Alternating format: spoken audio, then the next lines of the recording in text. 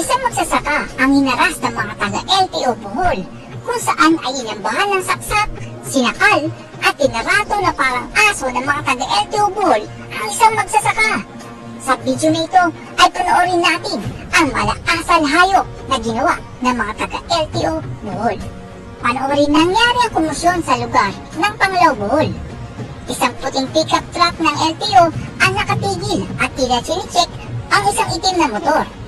May isang matandang lalaki na naka-jacket na brown ang huminto at tinitingnan ang ginagawa ng mga taga-LTO. Lumapit ang matandang lalaki sa mga taga-LTO at sumaludo pa nga na tanda ng kanyang paggalang sa mga taga-LTO. Tila may pinapaliwanag itong matandang lalaki sa mga taga-LTO, pero masyado silang malayo kaya hindi natin marinig ang kanilang usapan. Nang sumenyas itong taga-LTO na tumabi ang matandang lalaki, ay biglang napaatras ang matandang lalaki dahil hindi sila magkaintindihan ng LTO.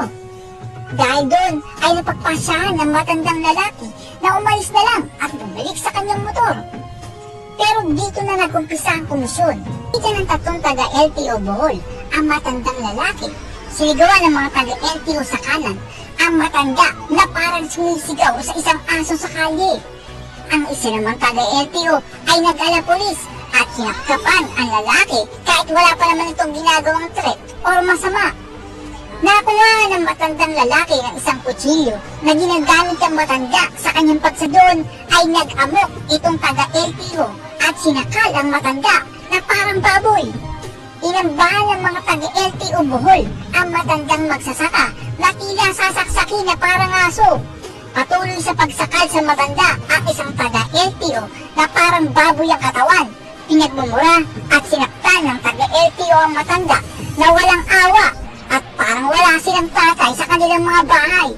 Hindi pa nakontento ang patabaing baboy na taga-LTO na ito at kinalagkit pa niya ang magsasaka na parang isang manok sa kalsada.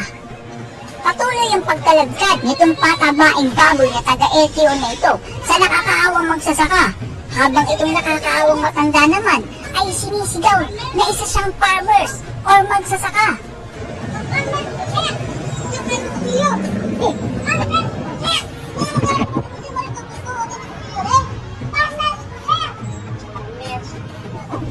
Tila humihingi ng awa ang magsasaka na itigil nitong mga patabaing baboy na LTO na ito ang pagkalagkad sa matanda, pero hindi sila nakikinig. Sa kabila ng pagkalagkad nitong patabaing LTO na ito, ay hindi pa siya nakontento dahil ang ginawa ng patabaing LTO na ito ay kinaalang ang kanyang paa sa pagitan ng hita ng magsasaka.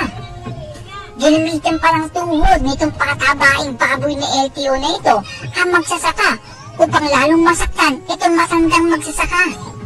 Paulit-ulit na sinasabi ng magsasaka na, "Farmers ako sir, farmers ako sir."